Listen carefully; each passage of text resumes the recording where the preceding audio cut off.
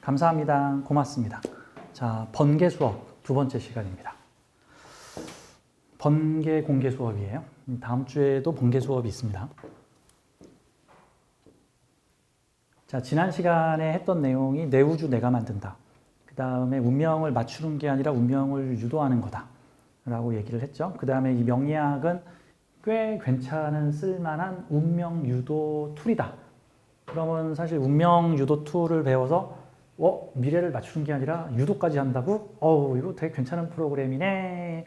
근데 이게 좀 쉽지 않아요. 우선 자기관념부터 바꿔야 되는 거니까. 자, 그러면 이제 어떻게 바꾸는가에 대해서 오늘 두 번째 시간에서는 일단 사주가 어떻게 우리의 관념 유도를 통해서 나의 미래와 현실, 그 다음에 타인의 나와 인연된 타인의 미래와 현실을 바꾸는가에 대해서 좀 설명을 드리도록 하겠습니다. 성경책에 보면 이런 내용이 있어요.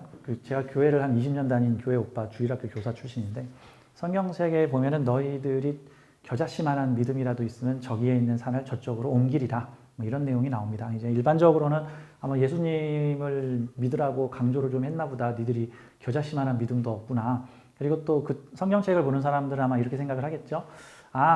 예수님을 믿는 마음이 겨자씨라도 있으면 예수님이 저 산을 옮겨주시겠구나.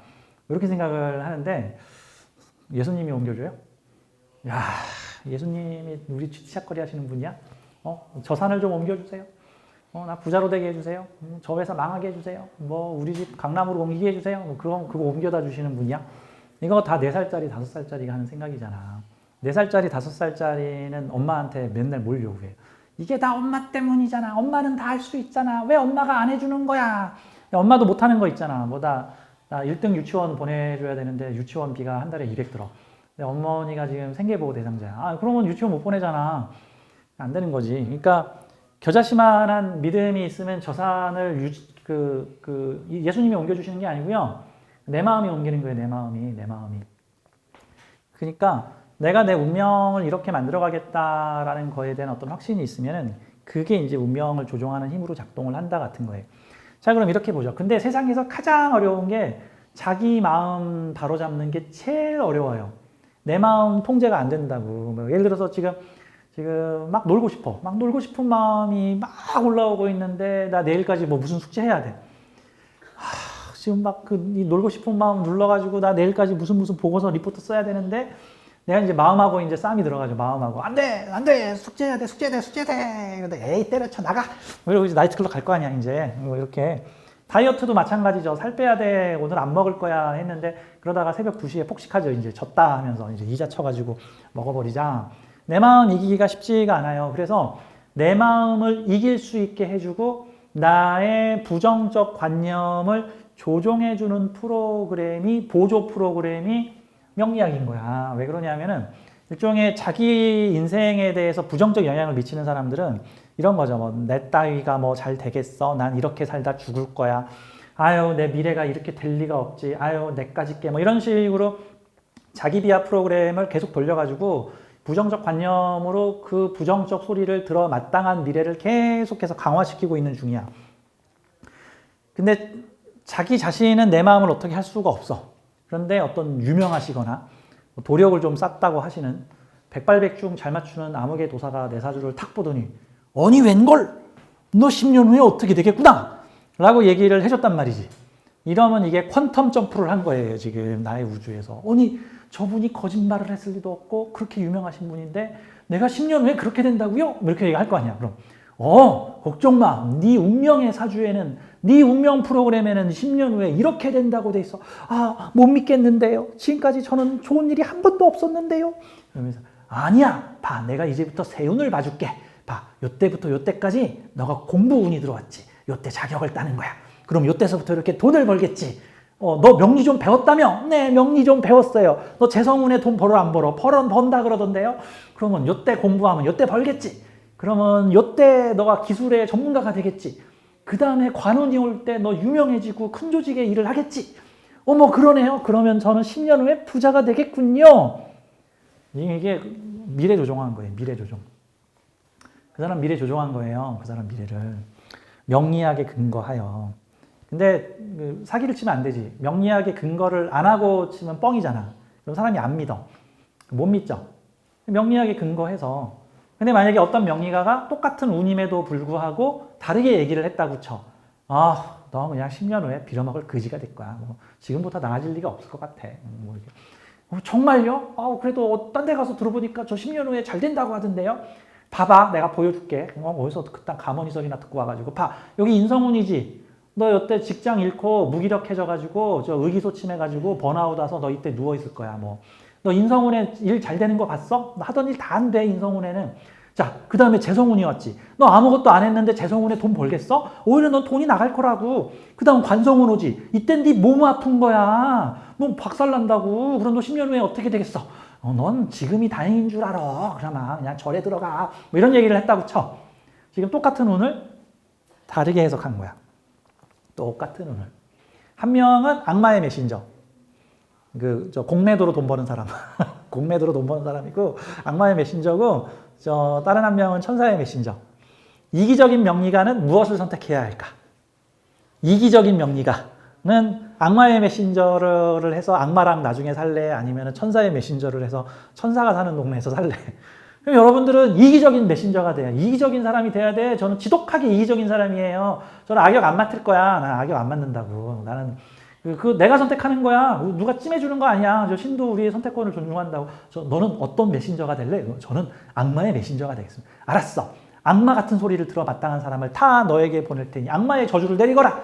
하면은 이제 재수 없는 소리 전문으로 하는 명예가가 돼서 그 사람의 운을 원래 5대 맞을 거 10대 맞게끔 해주는 사람이 되는 거고, 요 천사의 메신저가 되면은 5대 맞을 거 2대 맞게 하거나 안 맞고 오히려 뭐 선물을 받게끔 하거나 이런 형태의 결국 그건 본인이 정하는 거, 본인이 정하는 거.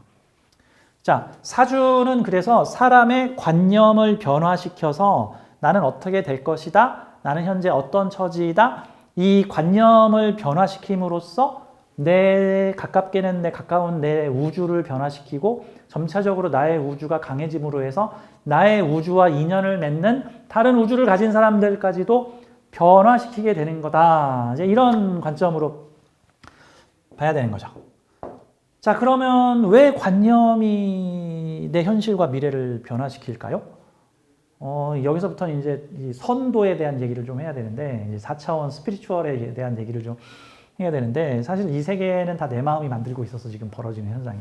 다 내 마음이, 내 마음 속에 360도 영상기가 들어있어가지고 360도 입체 영상으로 지금 현실을 비추고 있는데, 세상에 이게 또 2D도 아니고 4D야, 4D. 막 만져지고 느껴지고 냄새나고 뭐 촉감 막 다 느껴지고 이게 현실인 거야. 그래서 우리는 내 마음 속에 있는 필름통을 꺼내서 내 360도 영상기에다가 필름을 딱 집어넣어서 입체 하이퍼 영상을 만드는 거야. 만약에 여러분들이 그랜드 캐년을 가서 그 웅대한 자연환경을 보고 싶다. 그러면 이제 뭐 여권 만들어서 비행기 타고 뭐 미국 가가지고 돈 좀 모아가지고 거기서 관광을 좀 하고 와야겠죠. 자, 엄밀히 말하면 내가 미국에 가서 그랜드 캐년을 본 게 아니라 내 마음의 필름통에 그랜드 캐년 필름통을 꺼내가지고 내 영상기에다가 그랜드 캐년 필름을 넣은 거야. 그랬더니 내 마음은 360도 입체 영상으로 웅장한 자연의 영상을 지금 우와 대단하다. 우주는 정말 대단하구나. 실은 내 마음이 대단한 거야. 내 마음의 필름통이 대단한 거라고. 내 마음의 필름통이 다 한 거야. 근데 어떤 사람은 매일 똑같은 필름통을 주구장창 30년 동안 틀고 있어.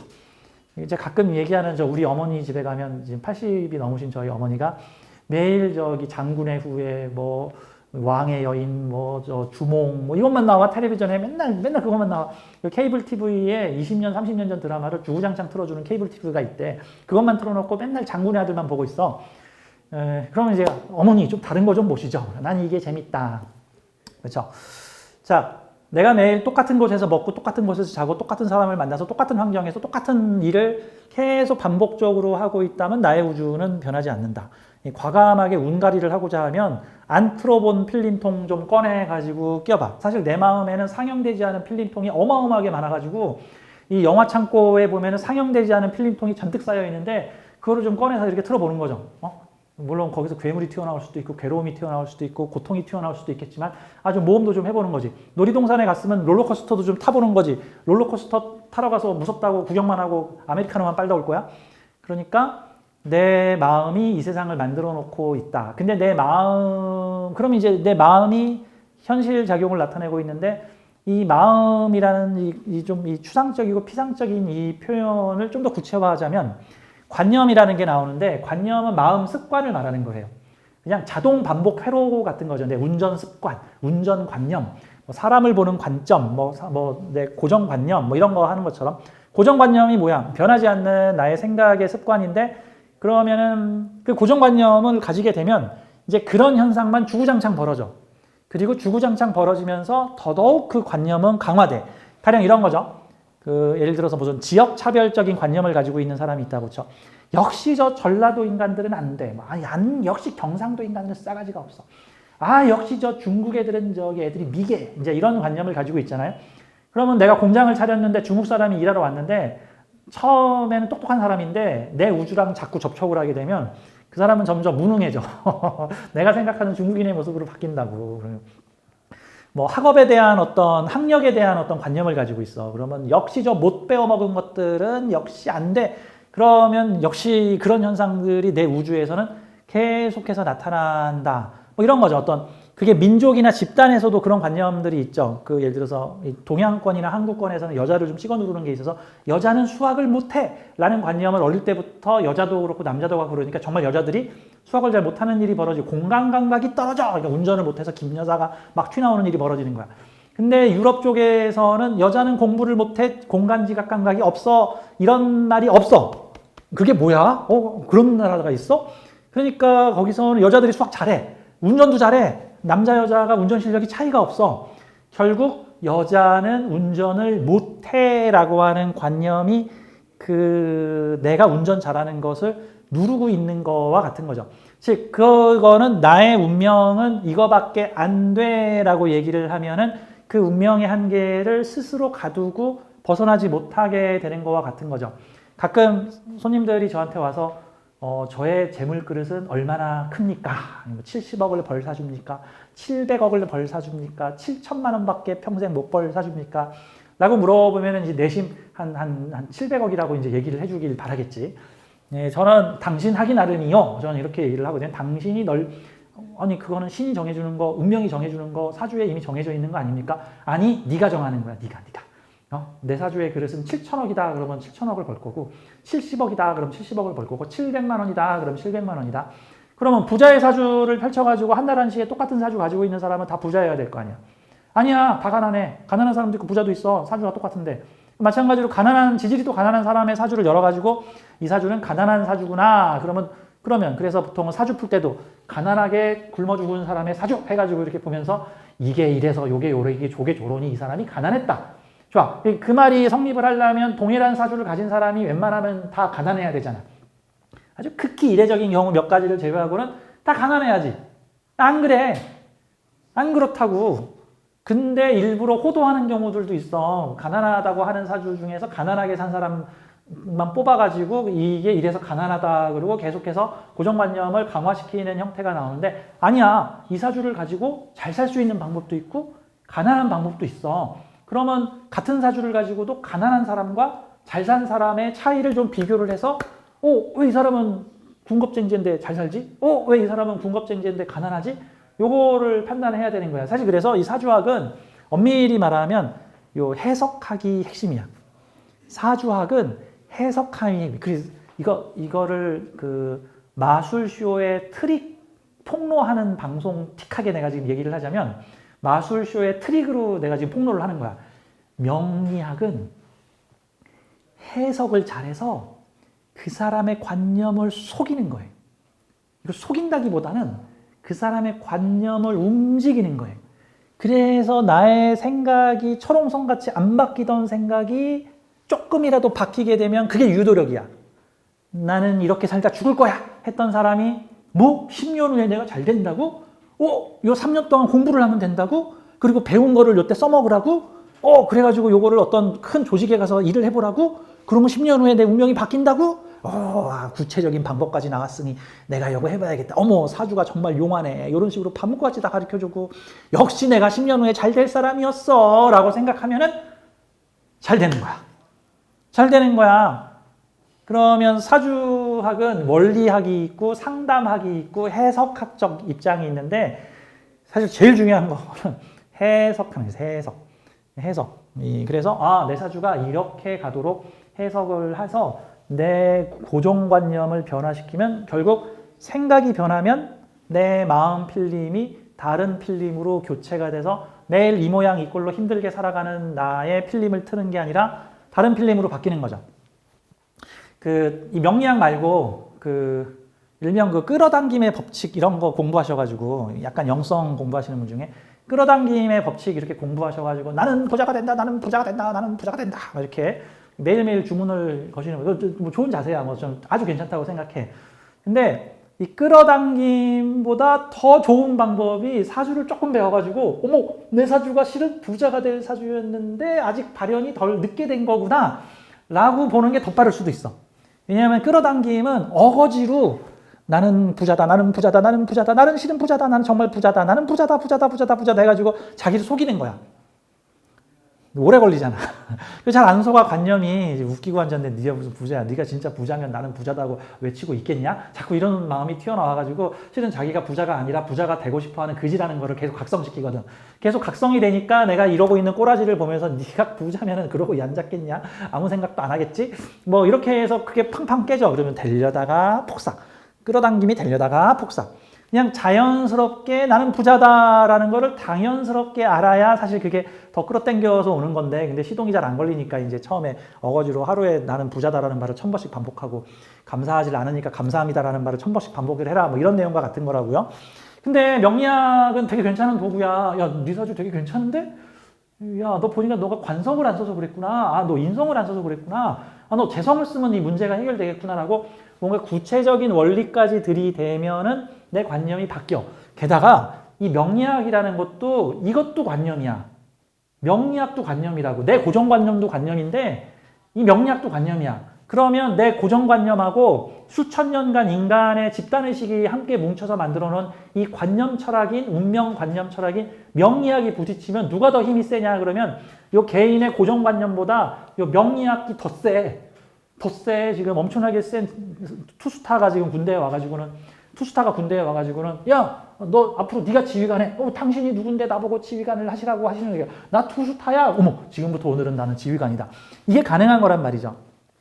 이 명리학은 정말 꼭 리눅스 프로그램 같은 느낌이야. 리눅스가 뭐냐면은 수많은 사람들이 집단 지식으로 모여가지고 조금씩 손봐가지고 만든 어떤 공개 프로그램 같은 거죠. 그래서 수천 년에 걸쳐서 수많은 현인들이 공부하고 연구하고 실행하고 요거를 현실에서 적용하고 그러다 보니까 수많은 미풍양속과 생활 양식에 모두 요 관점들이 팔자관념이 들어가가지고 역시 모든 것은 팔자 때문인가 보다. 팔자소관인가 보다. 뭐 운칠기삼이 어쩌다. 이런 식으로 우리의 생활에 녹아있는 프로그램이야. 그래서 이 프로그램을 적극적으로 활용해서 내 운명도 좀 바꾸고 남의 운명도 좀 바꿔봅시다 라고 하는 게 저는 이 명리학의 진짜 의의라고 생각을 해. 그런데 사람들이 이거를 잘못 알고 명리는 운명을 뭐 이렇게 맞추는 프로그램인 줄 알고 일종의 현재 자신의 처지가 이 모양 이 꼴인 거를 그 명리학에다 갖다 들이대가지고 확인사살을 해버려. 확인사살을. 나는 역시 팔자가 이랬었구나. 아유, 상관이 3개나 있어가지고 뭐가 어쨌구나. 뭐 편관이 2개나 있어가지고 내가 남자 복이 없구나. 뭐가 어째가지고 내가 부모 복이 없구나. 내가 무인성이어가지고 내가 이렇게 힘들구나.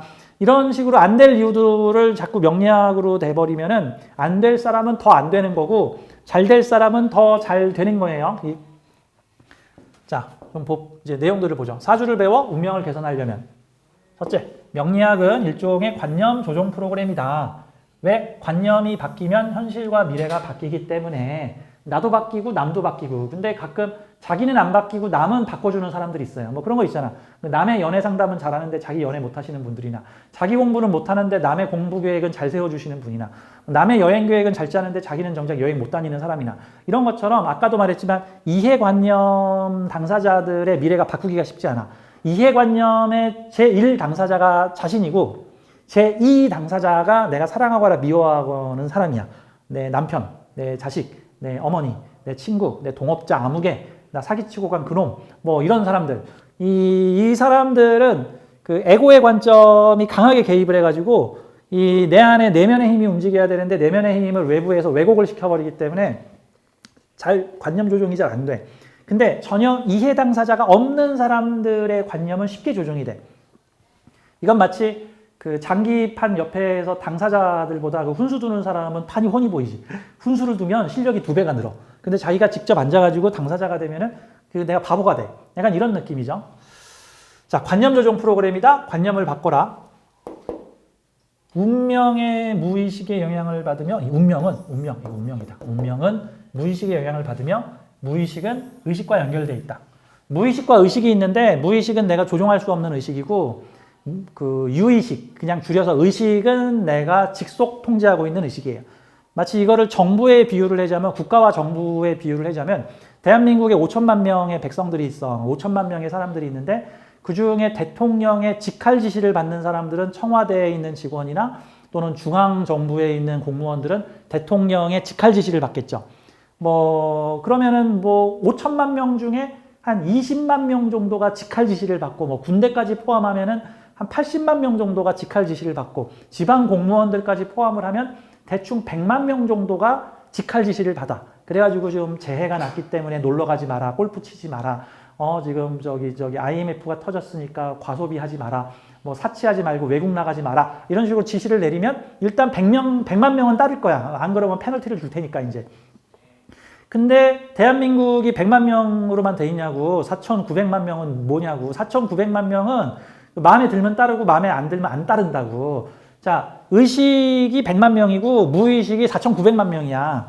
근데 대한민국이 공무원만으로 움직이냐고. 공무원도 말을 안 들을 수도 있고, 공무원이 뭐 하자 그러는데 백성들 말 안 들을 수도 있고, 저 미얀마나 이런 나라들은 정부하고 국민들하고 맨날 싸우고 있잖아. 전쟁하잖아, 미얀마는. 내전 벌어진 나라가 뭐야? 의식하고 무의식이 대판 전쟁이 벌어진 거잖아. 그럼 의식은 이러자 그러는데 무의식은 싫다, 안 할 거다, 이러고 있는 거잖아.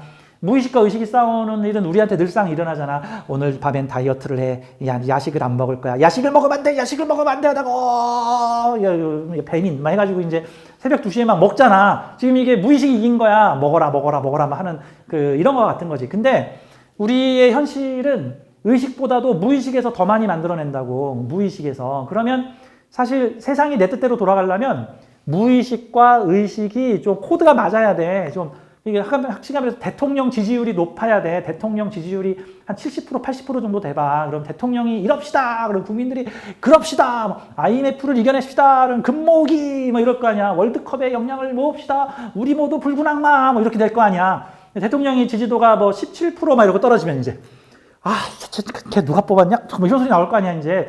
야, 왜 내 나이를 이렇게 바꿔가지고 헷갈리게 만드냐? 뭐서부터 이제 다 걔 때문이다 할 거 아니야, 이제. 왜 걔는 부인 말만 듣냐? 이러고, 저 정치 얘기하는 거 아닙니다.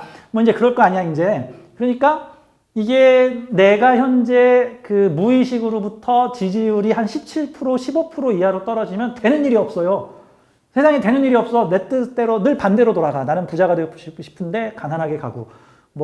저 회사에 가고 싶은데 맨날 시험 보면 떨어지고, 이 사람과 함께 일해보고 싶은데 그 사람은 나랑 일할 생각이 없고, 이런 형태들이 벌어지는 거라고. 그러면은 요 의식과 무의식을 좀 이렇게 연결을 하고 좀 사이좋게 소통을 좀 해줘야 돼. 소통을. 그래서 이게 마음 다스리기 일 중에 마음 공부, 내면 소통 이런 용어들이 나오게 되는 건데, 명상을 통해서 내 마음의 깊은 곳의 뜻을 좀 알아들어라, 이런 것 같은 거죠. 그 명상 비슷한 말이 기도죠. 동양권에서는 기도, 서양권에서는 명상. 이 둘의 차이는 비슷한데 주로 기도는 내가 할 말 하는 거고요. 명상은 신이 하는 소리 듣는 거예요. 기도는 기도 뭐예요? 맨날 자기 원하는 거 얘기하죠. 내 가정에 평안이 있게 해주시고 감사합니다라는 말 2마디에 요구사항 한 10가지 하죠. 이제 주로 기도가. 그치? 근데 명상은 아무 말도 안 하고 감사합니다 하고 그냥 듣죠. 감사합니다. 신이 보기에 누가 더 착한 애 같아. 맨날 저 하늘나라에다가 민원 전화 걸어가지고 신이시여 이거 해주시고 저거 해주시고 요거 해주시고 요거 해주시고 요거 해주시고 요거 해주시고 저 민원센터 진짜 야 닫어. 근데 누구는 이제 가만히 이렇게 기다려. 이게 뭐라고 메시지 주시면 저 잘 들을게요. 얼마나 이쁘겠어. 그러니까 기도나 명상이나 다 비슷한 건데 이 명상은 좀 더 세련된 것 같아. 그래서 기도나 명상이나 비슷한 용도로 쓰이지만 내면의 소리를 좀 들어야 된다고. 맨날 요구사항만 얘기하지 말고. 자, 그래서 내면 소통을 좀 해서 내 현실을 바꿀 수 있게끔 좀 만들자. 다음, 무의식은 나의 주류관념, 나의 신념들을 현실화시키는 방향으로 발현된다 같은 거예요. 의식 의식 조종해가지고 안 되고 결국 무의식이 움직여줘야지 내가 원하는 현실이 펼쳐진다 같은 겁니다. 자, 무의식은 나의 관념을 조종할 수 있기 때문에 관념을 입증시킬 수도 있고 변화시킬 수도 있다 같은 거예요. 지분율에 있어서 100만 명당 4,900만 명이면 이게 49대 1이죠. 비율상 49대 1이야. 49대 1이 투표하면 누가 이겨? 49가 무조건 이기죠. 그래서 사실 내가 원하는 걸 신이 들어주는 게 아니라 우리가 신의 뜻을 이해하는 거와 같은 거야. 4살짜리 꼬마가 엄마한테 계속 뭔가를 요구를 할 때 결국 들어주고 말고는 엄마의 마음이라고. 그러면은 그 꼬맹이 입장에서 엄마가 내 말을 잘 듣는다라는 말은 엄밀히 말하면 엄마가 내 말을 잘 듣는 게 아니라 내가 엄마가 잘 들어줄 것에 대해서만 잘 요구한다 정도로 봐야 되는 거야. 4살짜리 꼬맹이와 엄마가 소통이 잘 돼 있는 거야. 그래서 알아서 엄마가 할 수 있는 일, 그 다음에 엄마가 하면 좋아할 일, 엄마도 흔쾌히 오케이 할 일들에 대해서 소원을 얘기를 하는 거죠. 그게 일종의 내 의식과 무의식의 소통이 되는 형태가 되는 겁니다. 자, 그래서 명리학은 미래를 맞추는 학문을 넘어 미래를 유도하는 학문이다. 자, 사주를 통해 여러 가지 가능성의 미래를 찾을 수 있다. 미래가 하나가 아니니까 그중 가능성이 높고 바람직한 미래를 유도하라. 문을 열어라 라고 표현했죠. 그럼 나의 운이 좋아진다. 자, 사주를 보는 관념을 바꾸라. 이게 중요한 거죠. 관념 바꾸라. 지극히 부정적인 해석법에서 벗어나라. 아, 물론 저는 이런 생각이 들어. 처음에 지극히 부정적인 해석법으로 지극히 부정적인 사주를 막 봐주는 거야. 그리고 한 3, 4년 정도를 보잖아요. 그러다가 내면 소통이나 마음 공부를 딱 하잖아? 그러면 내가 얼마나 어리석은 짓을 했는지, 내가 이럴 줄이야, 내가 이런 짓을 했구나, 이게 원래 이런 원리였는데 내가 그동안 그 사람의 미래를 조심하라고 일러준 게 아니라 실은 저주를 퍼부은 거였구나. 저주를. 이럴 수가. 그 사람이 망한 거는 내 탓도 한 3% 있구나. 이렇게 이런 형태들이 나와서 이렇게 이게 부정적인 해석법을 깨닫게 되면 그다음부터 이제 긍정적인 해석법을 쓰게 돼. 호신쌤이 전생에 하도 그 공포 명리를 많이 해가지고 내 무의식에서 이제 야, 너 조금이라도 좀 바로 잡아라. 바로 잡아라. 너 부채 있다. 그러니까 제가 이런 부분에서 누가 물어보지도 않는데 자꾸 발작을 하면서 부정적으로 해석하지 마십시다. 뭐 이런 얘기를 지금 오버를 하면서 한다. 뭐 이런 느낌이 들어요. 자, 그러면 사주를 통해서 내 관념을 조종할 수 있다는 거야. 내 관념을. 한번 보죠. 그러면 사주의 문법이 중요한데 저는 이게 되게 좋아하는 강의가 이 구조로 사주 풀기라고 하는 요 방법을 되게 좋아하는 방법이에요. 이거는 꼭 사주가 아니더라도 같이 낱말 맞추기 게임 정도를 해보는 거야. 낱말 맞추기를 해서 여기다가 뭐 아무거나 글자를 뭔가 단어 같은 거를 집어넣고 그 아무 말이나 아무 말 대잔치를 8칸에다가 집어넣은 다음에 이 사주 문법으로 이거를 스토리텔링 하는 거예요. 스토리텔링. 그게 너의 운명의 과정이다. 너가 경험해야 될 사항이다. 라고 보는 거죠. 그러면 여기다 우리 아무 말 대잔치를 한번 아무렇게나 한번 써볼까요? 낱말 카드로? 못 써볼까? 못 써볼까? 여기서부터 써보죠. 아무 말 대잔치. 그러면 여기다 한번 선물. 그럼 뭐 관념적 용어든 뭐든 뭐 한번 얘기해봐요. 여기다 뭐 할까, 선생님? 아무 말 대잔치. 그럼 뭐 그냥 사랑 이렇게 할까, 그냥 사랑? 그러면 우리 선생님은 여기 뭐 넣을까? 여기하고 여기. 뭐 돈 할까, 돈? 돈. 그다음에 선생님, 이 자리에 뭐 넣을까? 아무거나 한번 해봐요. 뭐 미움, 중호, 질투 막 이런 거 해볼까? 아니면 뭐 성공, 부기? 오케이, 성공. 요 두 자리에는 뭐 넣을까? 우리 선생님 여기다 아무 단어나 그냥 막 아무 말 대잔치 한번 해봐요. 미움. 위에다 넣을까? 아래다 넣을까? 아래. 저 아래는 미움. 미움 위에다는 뭐 넣을까? 경쟁? 무섭다. 자, 그러면 여기 8칸을 집어넣었어요. 이제 이 8칸을 가지고 이 아무 말 대잔치를 했죠. 이걸 가지고 이제 사주 문법으로 이런 사주를 가진 사람이 있다라고 가정을 해보고 이런 사람이 가진 이 사람의 운명은 어떤 운명을 살라고 설계가 된 것인가를 우리는 유추해 보는 거야. 우선 순서는 첫 번째, 요 자리가 전체 배경 그리고 전체 배경에 대한 보충 설명을 요 자리가 해주고 있는 거예요. 자, 다음 이런 자리는 내가 살아가는 사회를 말하는 거고 그런 사회를 살아가고 있는 나가 바로 요 자리고 이러한 사회를 살아가고 있는 나가 직속으로 가지고 있는 제일 먼저 쓸 수 있는 카드 그리고 내가 만들어낸 직할 환경이 바로 내 밑에 있는 자리고 요 뒤에 있는 자리는 내 미래를 설정하는 자리예요. 미움에 기반하여 경쟁을 하라라고 지금 이렇게 지금 얘기를 하신 거예요. 아무 말 대잔치를 했는데 지금 이게 그렇죠? 이게 내 미래의 인자 나 이런 방향으로 가겠다라는 게 바로 요 시주라고 하는 요 자리에 있는 글자가 나타내는 거예요. 그럼 이 아무 말 대잔치를 가지고 스토리텔링을 해볼게. 우선 이 사주의 사람이 살아가는 세상은 핵심적으로 어떤 세상입니까? 라고 했더니 선물 같은 세상입니다. 그러면 구체적으로 어떻게 선물 같은 세상입니까? 라고 했더니 사랑도 있고 돈도 있는 선물 같은 세상입니다. 라고 얘기를 한 거예요.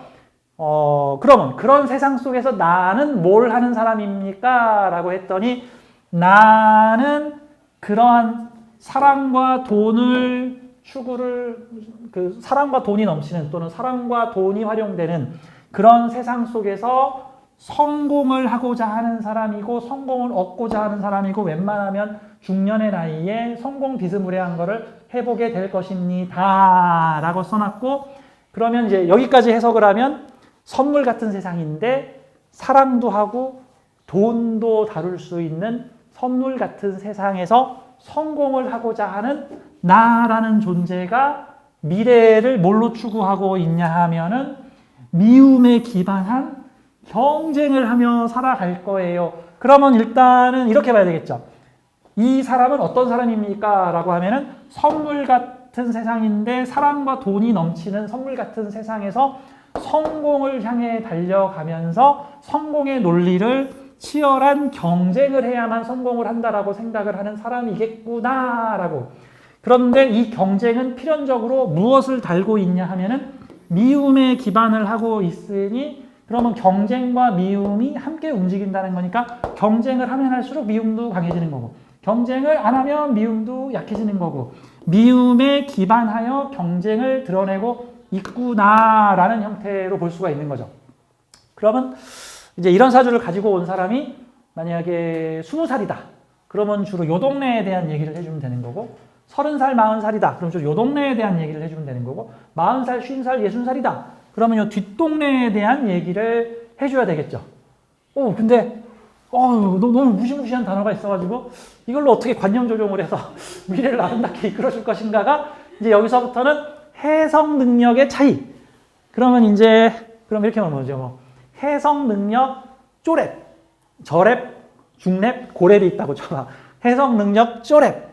당신은요 선물 같은 세상에서 사랑도 하고 돈도 할 텐데 근데 이 두 개는 서로 상극 관계라서 둘이 한꺼번에 얻어지진 않을 거니까 사랑을 얻으면 돈을 좀 놔야 되고요. 돈을 얻으면 사랑을 좀 얻고요. 제일 좋은 거는 저 몇 년 정도는 사랑 추구하시고 몇 년 정도는 돈 추구하시고 당신은 사랑에 빠지면 돈을 못 벌 거예요. 둘 다 가지면 안 될까요? 그러면 마음에 상처가 생길 겁니다. 이게 뭐야? 사랑이면 이게 정의일 거고 이게 돈이 위아래로 있으면 이게 재성일 거 아니야. 이거 선물이면 식상 아니면 인성 정도로 보면 되겠네. 인성인데 여기서 돈하고 돼 있으니까 너 저 마음이 행복할래, 물질이 행복할래. 그러면 어쩔 때는 마음, 어쩔 때는 물질, 오락가락하는 사회에서 살고 있는데 그런 사회에서 나는 성공을 하게 될 것이고 쪼렙은 이제 그러다가 당신은 경쟁을 심하게 하다가 미움이 많이 펼쳐질 거예요. 이렇게 좋게 얘기하기가 참 힘드네요, 그렇죠? 이게 고랩을 뭐라고 하지? 그럼 이제 이렇게 말을 해야지. 그러면 중랩이나 고랩은 이런 곳에서 성공을 추구를 할 텐데 이 성공을 지나치게 추구하다 보면은 심한 경쟁. 이게 이제 경쟁이면 십성으로 겁재가 될 가능성이 높죠. 겁재. 미움은 뭐지? 이거 그냥 평관이라고 합시다. 그냥 평관. 평관 겁재. 나를 힘들게 하는 겁재이자 경쟁자 겁재.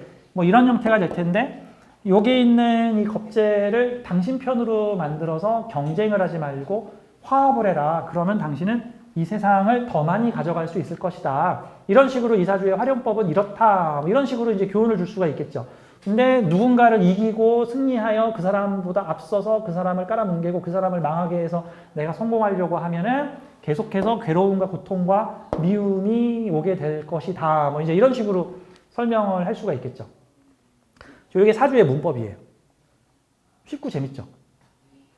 낱말 맞추기 게임 같은 거. 내가 보기에는 저 공무원 시험 막 3년씩 공부하시는 분들 명리 3개월만 배우면 난 알 수 있을 것 같아. 이렇게 풀면 되는데.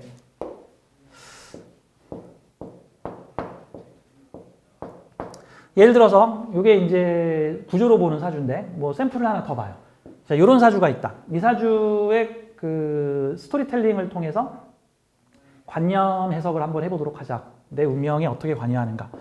오늘 이 샘플로 준비한 사주가 둘 다 조금 어려운 사주들이에요. 뭐 미션 난이도가 어려운 사주들이야. 해석이 어려운 게 아니고. 왜 그러냐면 오늘 이 소개하는 사주가 한 4개 정도를 내가 준비했는데 이게 다 일명 애진 걸린 사주들이나 일명 함정 미션이라고 하는 사주들이거든요. 10개 중에 평균 2개나 3개 정도가 사주에 함정이 걸려 있습니다. 함정이 뭐냐면요. 뭔가 풀리지 않는 수수께끼 같은 걸 내놓고 그걸 어떻게 풀어갈 것인가의 상태를 보는 것과 같은 거예요. 마치 일부러 모순된 문제를 출제를 한 다음에 학생들이 그 모순된 문제를 어떻게 대응할 것인가에 대한 정답을 맞추는 게 아니라 대응력을 보는 것 같은 시험이죠. 마치 뭐 후배한테 10,000원짜리 한 장 주면서 뭐 오징어 2개에다 소주 한 박스에다가 뭐 양념갈비를 사온 다음에 3,000원을 남겨와라. 뭐 이런 숙제를 낸 거와 같은 거죠. 아니 어떻게 10,000원 가지고 그걸 사옵니까? 항의를 하는 사람도 있을 거고, 뭐 자기 돈을 보태서 사오는 사람도 있을 거고, 그 주문한 사람 외상 달아가지고 사오는 사람들도 있을 거고, 본인이 알바해서 사오는 사람도 있을 거고, 뭐 심지어는 막무가내로 훔쳐오는 사람들도 있을 거고, 그런 다양한 모습을 보는 시험 같은, 시험의 장 같은 거죠. 사주의 요런 사주들은, 지금 보여주는 사주들은 일종의 그 자기 모순이 걸려 있는 사주들인데, 대충 이런 거예요. 만약에 제가 낱말 맞추기 게임을 지금 했다고 쳐요. 8칸에다가 낱말을 써놨는데, 이 사주를 한번 해석을 해봐요. 우선 요 자리는 내가 살아가는 큰 배경, 내가 살아가는 사회의 주제 배경이죠. 그러면 큰 돈의 사회를 살고 있는 큰 돈의 사회를 살고 있는 나인데 그 큰 돈의 사회의 구성 요소들은 법과 규칙과 사람들이야. 그러면 내가 살고 있는 이 큰 세계는 큰 돈이 있고 법과 규칙이 있고 뭐 사람들이 이렇게 놓여 있는 세상이다. 그러면 이 큰 돈은 사실 이 사람들의 돈일 가능성이 높고 이 사람들은 이 큰 돈을 다루는 데 있어서 함부로 다루지 못하게 법과 규칙을 정해놓은 사회다. 법과 규칙에 의해서 큰 돈이 다루어지는 나보다 앞서서 세상을 살고 있는 사람들의 사회 속에서 그럼 나는 뭐 하는 사람이냐 봤더니 나는 위아래 모두 사람이니까 심지가 굳은 사람, 중심이 강한 사람, 고집이 강한 사람 뭐 정도로 이제 해석을 할 수가 있는 거죠. 실제 사주가 요 사주입니다. 요 사주. 네.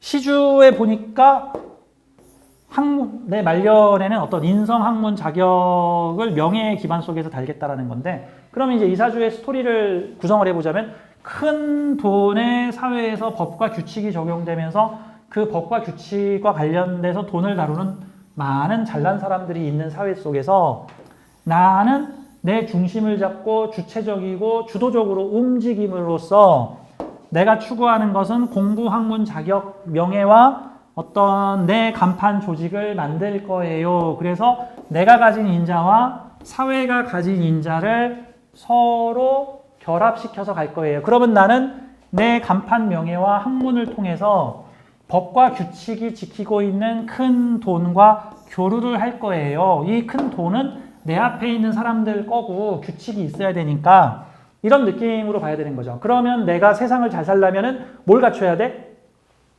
우선 자주 독립성, 그 다음에 공부 학문 자격, 공부 좀 해야겠죠? 그 다음에 이 공부 학문을 기반으로 한 내 간판이나 내 조직이나 내 명예 같은 형태죠. 근데 이 사주에 이상한 게 하나 걸려 있는데 사회의 큰 돈과 내가 원망이 걸려 있어. 원망. 이게 이제 귀문, 원진 귀문 같은 건데 이런 게 있죠. 뭐가 좋아서 추구를 했는데 하고 났는데 공허했더라. 뭐를 위해서 열심히 했는데 복수를 위해서 살았는데 복수를 하고 났는데 내 마음이 아프더라. 이런 거. 돈을 추구하고 좋아했는데 이 돈 때문에 나는 계속해서 원망, 애통할 일이 생기더라. 같은 거죠. 같은 거.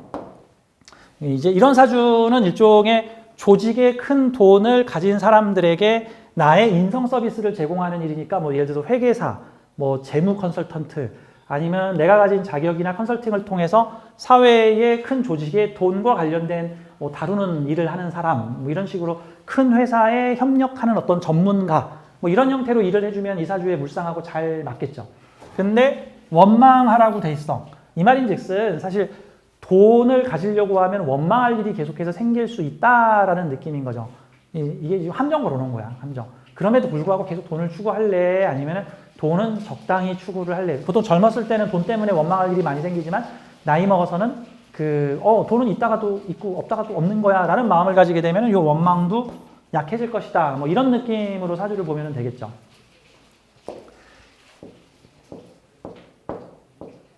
이분이 좀 특이한 케이스인데 이 사주가 여자 사주거든요. 이 사주는 사실 제 명리 공부하는 데 있어서 좀 되게 그 큰 사건이 됐던 저의 머리를 깨게 만드는 어떤 그러한 형태였어요. 실제 이분의 삶이 어떻게 펼쳐졌냐면요. 여성분이신데 어떤 일이 벌어졌냐면은 이게 지금 돈 때문에 원망할 일이 생겼다. 그거 잘 해결해 봐라라는 미션이죠. 이게 성공 사례도 있고 실패 사례도 있을 건데 제가 만나 상담했던 분은 사실 실패 사례예요. 어떤 케이스가 있었냐면 이분은 30대 초중반에 그 부모님 아버지가 돌아가시면서 아버지의 막대한 유산을 물려받았어요. 지금 현재 이분이 나이가 60대 중후반이시거든요. 상담받을 때가 60대 초반이었어요. 그게 5, 6년 전 일이니까 지금 60대 중후반 정도 되셨는데 30대 초반에 아버지가 돌아가시면서 당시로서는 상당히 큰 돈인 한 17억 정도의 유산을 받았는데 남동생하고 같이 받았어. 그래서 어머니한테도 유산이 가고 두 자녀한테도 유산이 가니까 뭐 재산이 한 50억 정도 있었나 보죠. 그러니까 이제 자식들한테 30몇 억 정도가 일단 갔던 거야. 근데 같이 유산을 10몇 억씩 받았는데 세금 내고도 지금 10몇 억이 지금 떨어졌는데 근데 남동생이 누나 그 돈 저한테 잠시 맡기면 내가 2배로 벌게 해줄게. 좋은 투자처가 있어. 그래 동생아 너만 믿는다 해가지고 그 17억을 줬어. 이런 사주가 그런 짓을 하면 어떻게 될까? 돈 때문에 이 인간과 원망할 일이 생기겠죠. 돈 때문에 원망할 일이 생기겠지. 그럼 그 17억 어떻게 됐을까? 당연히 날렸죠. 동생이 멱살을 잡으면 어떡할 거야. 동생도 날렸는데. 동생도 자기 돈 날리고 자기도 날리고 그래서 이후에 이분은 30여 년을 동생을 원망하고 돈을 원망하면서 결혼도 안 하고 직장도 안 다니고 일도 안 하고 어머니 집에서 60몇 세로 늙은 거야. 어떡하면 좋아. 이게 일종의 다음 진도 안 나간 거예요. 사실 이 사주는 사람과의 관계에서 돈에 대해서 원망할 일이 생길 수 있는 사주인데 그럼에도 불구하고 꿋꿋하게 내 발로 일어서서 너에게 맞는 학문과 자격을 갖춰서 너의 사무실을 만들어서 사회에 돈 때문에 원망 걸린 사람들의 문제를 해결해주는 사람을 하라라는 게 이 사주의 본 취지야. 이해되시죠? 이렇게 해도 말 되잖아. 그렇지? 이게 이제 중랩이나 고랩이 하는 표현이에요. 이제 쪼랩이 표현을 하게 되면 이 사주는 돈 때문에 사람하고 원망하고 망하고 끝장날 것이다. 뭐 이러면 이제 쪼랩인 거고 중랩은 여기서 뭔가 방법을 찾아보라는 것 같다. 보니까 모순된 프로그램이 왜 돈의 사회에서 돈 때문에 원망할 일이 생길까? 저 겁재하고의 관계가 있나 보다. 뭐 이런 느낌으로 볼 수가 있는 거니까. 자, 그래서 사실 이제 이런 사주를 보면은 돈 때문에 원망하고 억울할 것이다. 그럼 그걸로 끝나? 그런 경험들을 웬만해서 이 사주를 가진 사람들은 크고 작게 할 건데 그럼에도 불구하고 사회에 돈 때문에 원망 걸리거나 애증 걸린 사람들을 내가 가진 자격과 내가 가진 조직으로 활용을 해서 어떤 뭐 금전재물과 같은 전문적인 일을 하거나 같은 거죠. 가정폭력에 시달리신 분들, 예를 들어서 그 가정폭력 상담센터에서 일하시는 상담사 10명 중에 6명이 자기가 가정폭력 피해자고 나머지 4명이 직간접적으로 가정폭력의 피해자예요. 어머니가 가정폭력 피해자거나 뭐 동생이 피해자거나 내 주변에 그런 사람이 있거나 왜 그런 일을 겪어봤기 때문에 저래서는 안 되겠구나. 저거에 대한 대응하는 일을 해야 되겠구나. 벌써 겪어보지 않으면 사람들은 몰라. 그래서 이 사주는 겪어보고 그거를 해결하는 일을 하면 미션 클리어인 거고 당했는데 그 다음 진도를 전혀 안 나가고 나 아무 일도 안 하고 그냥 원망만 하고 살 거야. 그러면은 이 동네가 작동을 안 한 거죠. 그냥 이것만 작동하고 있는 거지. 자기 모순적 프로그램이다라고 보면 돼요. 자, 사실 이런 식으로 사주를 풀면 이거 되게 쉽죠? 근데 해석이 하나만 있을까?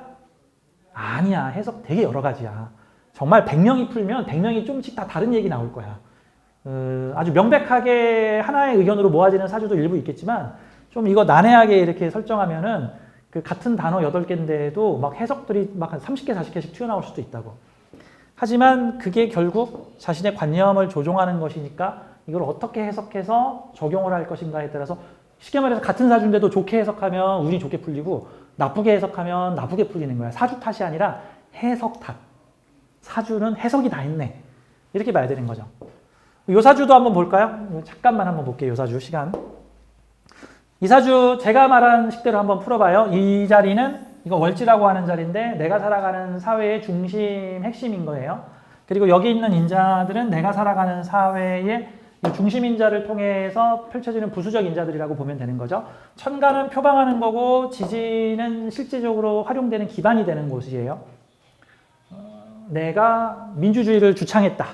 어디서? 화장실에서, 군대에서, 뭐 어디 외국에서, 우리 집에서, 남의 집에서 이런 거 같은 거죠.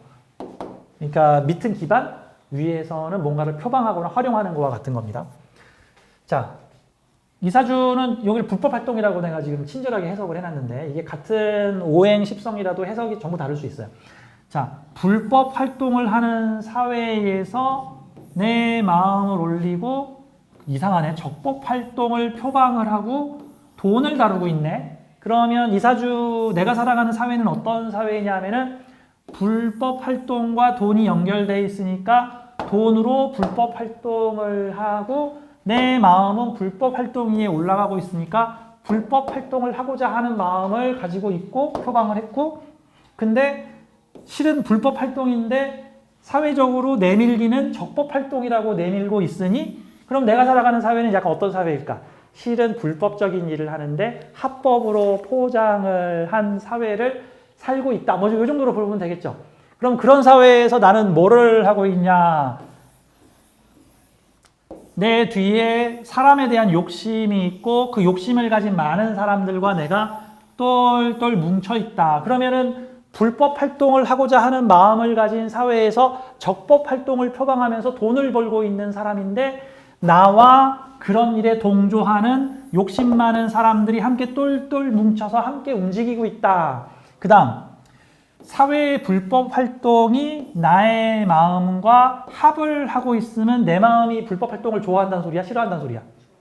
근데 합도했다가 형도하고 있으니까 좋아했다가 싫어했다가 좋아했다가 이래도 되나? 했다가 또 좋아했다가 이래도 되나? 좋아했다가 이래도 되나? 하는 소리를 반복하고 있다는 뜻이죠.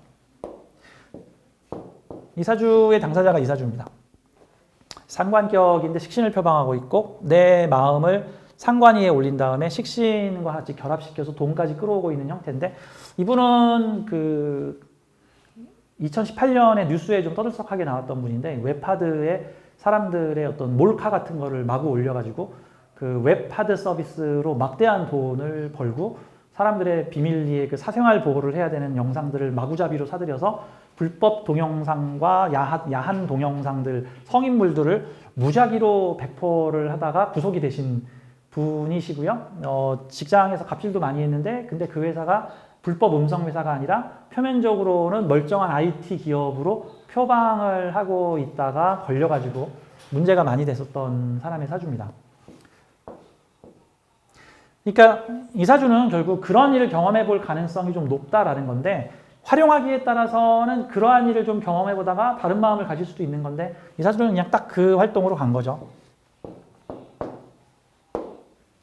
상관을 다스리는 내 마음도 될 수 있지만 상관에 동조되는 내 마음도 될 수 있고 내 마음을 세상에 올려서 상관을 커버하고 있는 모습도 될 수 있는 거고 내 마음은 돈과 연결된 기술에 결합이 돼 있어서 내 생각과 아이디어를 상관적 활동 위에 올려서 돈을 벌 거야. 머리 써서 아이디어 내서 돈을 벌 거야. 그리고 내 뒤에는 실은 내 뒤에는 이렇게 겁재의 욕심과 탐심을 가진 사람들이 내 뒤에 가득해. 이 뒤에 있는 무진겁재는 나의 모습이기도 하고 또는 나와 동조해서 함께 이 일을 하는 사람. 그러니까 저 불법 웹하드에다가 음란 영상 올리는 사람들이겠지. 같이 돈 벌자고 하는 사람들, 동조자들. 이런 사람들과 함께 불법 탈법적인 일을 관여할 수 있겠구나도 돼요. 근데 이 사주는 사실 불법 탈법을 조장하는 사주도 될 수 있지만 불법 탈법을 조종하는 사주도 될 수 있어요. 내가 가진 인성으로 이 상관을 재활을 해서 상관 페인을 만들어서 너희들 그러지 마라는 일도 할 수 있고 그런 일에 같이 낄 수도 있고 해석하기 나름인데 이 실제 뉴스에 나왔던 이분은 이건 제가 상담했던 케이스가 아니라 이분이 이제 감옥에 가고 나서 이제 이분의 사주가 나돌게 되면서 좀 풀어봤던 그런 형태입니다. 이 8개의 칸에다가 다양한 어떤 키워드를 넣고 이 키워드를 해석법으로 이걸 저는 사주 문법이라 그러는데 사주 문법으로 돌리면 내 사주도 풀고 남의 사주도 풀 수 있다. 근데 해석이 되게 여러 가지가 나올 수 있기 때문에 결국 그 사람에게 필요한 해석을 통해서 그 사람의 운명을 유도해 줄 수 있다. 이런 관점으로 보면 되는 거죠. 그러니까 사주 배워가지고 맞춰야 된다라는 강박감 가지지 마시고 사주를 갈고 닦아서 내 관념도 좀 바꾸고 나의 운명도 좀 바꿔보고 다른 사람의 운명도 좀 바꿔봐야 되겠구나. 내가 아직 내공이 덜 쌓여서 작용력이 좀 미미한데 내가 이제 이게 갈고 닦으면은 내 작용력이 좀 더 강해지겠구나. 이게 점차 맞기 시작해. 근데 태생적으로 잘 맞는 사람이 있어. 전생에 도 닦은 사람들인데 전생에 이미 갈고 닦은 사람들은 뭔가 좀 태생적으로 별마디 안 했는데 야 지난달에 네가 했던 말 다 맞았어. 야 너 몇 월 며칠 날 남자친구랑 싸울 거라 그랬는데 나 정말 그날 싸웠어. 뭐 이런 일들이 생기기 시작하면 이걸 내가 정말 다른 사람의 운명을 맞춘 게 아니야. 유도하는구나 라고 봐야 돼요. 이 명리학은 진짜 호그와트 마법학교 같은 저는 그런 느낌이 들어요. 자, 오늘 2시간은 이렇게 진행을 하겠습니다. 다음 시간에 또 뵐게요. 감사합니다. 고맙습니다.